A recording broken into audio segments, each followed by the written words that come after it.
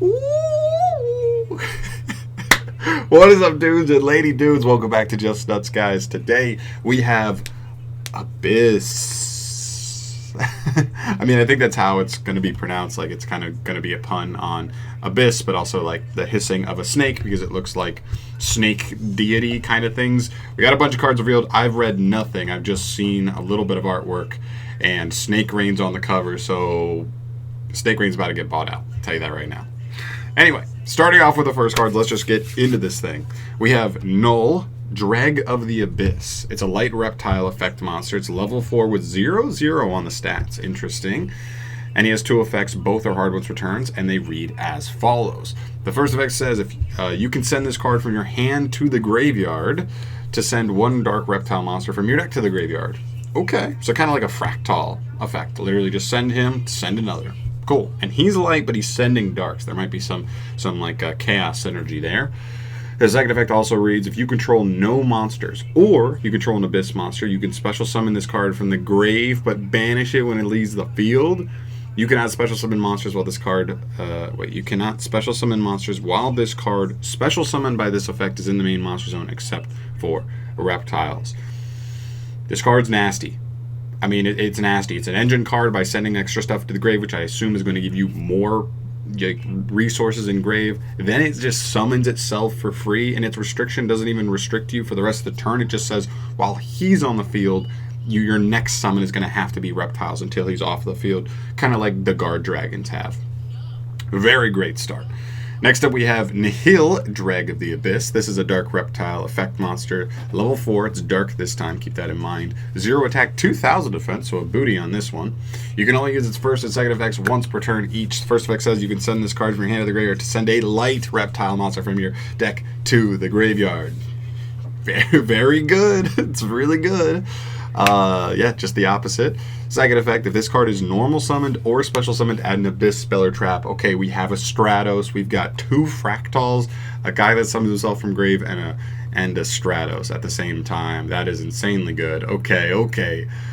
Next up, we have Flogi, Haze of the Abyss. He's a light reptile effect monster. Level 4, 1814, so he is a beater, and his artwork is insanely cool. I love his weapons.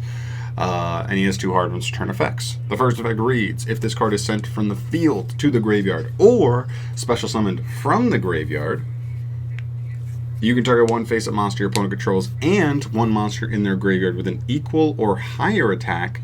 Special summon the target in the opponent's graveyard to their field, and if you do, send the target they control to the graveyard. Whoa. Okay, we'll come back to that in a sec. If this card is in your graveyard, you can send one card from your hand to the graveyard to add this card back to your hand. That's actually really nice. We've seen stuff like Lee, the World Chalice Fairy, have an effect like that, and it's just really good to just kind of reload itself to hand. Or, as this does seem to be a graveyard-centric deck, as you have cards in your hand that want to be engraved, you're kind of like, it's kind of a brick right now. You just swap it for this guy. You get an actual, like, normal summon, sort of, and you put something engraved that you wanted engraved anyway. So, kind of an interesting card. His removal effect is so strange. You essentially force your opponent to like swap monsters. The only downside is you have to give him a monster with higher attack. So very strange, but it is technically removal, but I don't know. It could be a utility card. I think the second effect may be important, and it is a beater, so I don't know. We'll see. Next up here we have Zoha, Haze of the Abyss. He is level 4 dark, of course. Level 4 is 15, 17 are his stats, and obviously hard once per turns. If this card is sent from the field to the graveyard or special summoned from the graveyard, you can have your opponent draw one card, and if they do, you add one Abyss monster from your deck to the hand. Then each player sends one card from their hand to the graveyard. Wow. Okay. That is an interesting effect. I don't love that you're giving your opponent a resource or a free cycle. But I could see it coming up. I don't know. This one's going to be an iffy one for me. I'm not sure if I love this one. I never like cards that give your opponent something, especially a resource with how powerful decks could be at baiting negates and stuff. So even if it was one of those situations where you're like, fix your hand, I'll just set up an unbeatable board. And then they start with like Lightning Storm, evenly matched, like Triple Tactics Talons. And you're like, okay, well, whoops. And then he has the same effect in grave, though. If he's in grave, you can just send a card from your hand to the grave to add him back to your hand. I like that these are both generic, by the way. They're not like send a Reptile or send an Abhyss card. Just send anything. It's really cool. So even other generic cards could be nice. Then we move to some what looks like boss monsters here. Okay, this is Curse, Dawn of the Abyss. He's a light reptile effect monster. He's level 8, 400 attack, 2400 defense. So definitely a wall, not very offensive. And its first and second effects are hard once return. The first effect reads, if it's in your grave, you contribute any monster to special summon this card from the grave. Then your opponent can special summon one monster from their grave, but its effects are negated. Interesting. This is another one of those cards that I don't love because, like, this card could have just done what it does, right? Swap it for another monster, but it does give your opponent a free summon, but at least it's negated. But they could just, it's technically a resource. I don't know if I love this one. I don't know. We'll see. Its second effect reads, if this card is special summoned, you can target a level 4 lower Abyss monster in grave and special summon it, but it banishes when it leaves the field. So you tribute an Abyss monster to summon it, then it just revives the Abyss monster. So you and your opponent are both just kind of getting a new monster on field. He doesn't really do much outside of that, but maybe he's an important extender. Plus, also maybe turn 1. I believe your opponent doesn't have any monsters in their grave. They just like they don't get to do anything. So that's not the worst thing there. I don't know. All right, moving on, we have Aleth, Dusk of the Abyss. He's a dark reptile, level 8, 2000 attack, 800 defense. Not huge for a level 8, but we'll take it. None of the monsters have been too big so far. I think the biggest attack stat we've hit so far is 1800, so we'll take it. And obviously he's 2 hard ones per turns. He reads, if he's in your grave, tribute a monster to summon this card. Then your opponent can add 1 monster from their graveyard to their hand. Again, I don't love giving your opponent those resources, but I guess if you're doing this on turn 1 and they haven't hand trapped you with a monster, it's not terrible, but I don't want to give my opponent free cards. Alright, then if this card is special summon, you can target 2 of your banished monsters, including at least a reptile, and return them to the grave. That's fine. We do have a couple cards that banish themselves when they leave the field, so I guess returning them is not bad. But I wish it was like return 2 to draw 1 or something. I don't know. This card definitely seems worse than the last one. This one's way better as an extender. This one's, I don't know. This one definitely seems weaker to me. Next up we have Aaron, King of the Abyss. He's a light reptile, level 8, 25-28. Okay, we got some stats now. And he has 3 effects, and they're all hard ones per turns. If he's in your graveyard, you contribute 2 monsters to summon him. Okay, big cost, because that's cost. You're tributing 2, and if your opponent negates it, you're in trouble, probably. Okay, second effect, if your opponent adds a card or cards to the hand, except during the draw phase, you can send 1 random card from their hand to the graveyard. Okay, I like that. I mean, it's 2020. Like, everybody's adding stuff to hand, so this at least can, like, help mitigate that a little bit. Not bad. And the third effect, if a monster or monsters your opponent controls is sent to the graveyard by a card effect, any monster, interesting, you can add 1 light or dark reptile monster from your deck or graveyard to your hand. Interesting. This one's an interesting one. It's a little bit hefty of cost, tributing 2 to get it on field. I like the second effect, and I think the third effect needed to be like stronger. I mean, I think of something like Har from Generators, where he's literally like an Omni Negate plus he does like almost a very similar like hand rip effect. So like this card I'm kind of looking at, I'm like, this could have just been an Omni Negate plus a hand rip effect. I mean, already getting it on the field is a pretty hefty cost. So I don't know. We'll see if it comes together. Then we have Amanusia, Queen of the Abyss, a dark reptile effect, level 8, 27-21 are the stats, 3 hard ones per turns again. If it's in grave, tribute 2 monsters, summon this card. Cool. If a monster or monster is special summoned from your opponent's graveyard, you can send 1 card they control to the graveyard. Okay, so it requires them to summon from graveyard specifically to trigger it, but you can also trigger that yourself. There's also, we've already seen multiple effects that say you reborn a monster from your opponent's graveyard. There's the 1 level 4 guy, and then the big one that when it summons itself gives your opponent the chance to reborn a monster as well. If you have this up, you could also send something. Okay, kind of helps that. And the third effect, if a monster or monsters is sent from your opponent's hand or deck to the graveyard, You can special summon a light or dark reptile monster from the grave except for itself. Okay, I don't like that they're so conditional. I wish that some of these were just quick effects, right? Like, if this just said if a monster is special summoned, send a card they control the graveyard, like that's pretty good because every deck needs to special summon. I don't like that it's like specifically from grave. I don't know. This one's, they're just a little bit too specific right now, but I don't know. The engine seems solid, but the payoff is what I'm curious about so far. But we also don't have any restrictions as well, so keep that in mind. Okay. Abhyss. Deity of the Abyss. He's a light reptile effect monster. He's level 10 with 3100 attack, 2200 defense. That is a boss right there. 2 hard ones for turn effects. If he's in grave, you contribute 3 monsters to special summon this card. Okay. Once while face up on the field. Quick effect. You can send all monsters on the field to the graveyard except face up monsters that were special summoned from the graveyard. So that avoids himself or any other of your Abyss monsters that you might have summoned from grave. Okay. Interesting. Okay.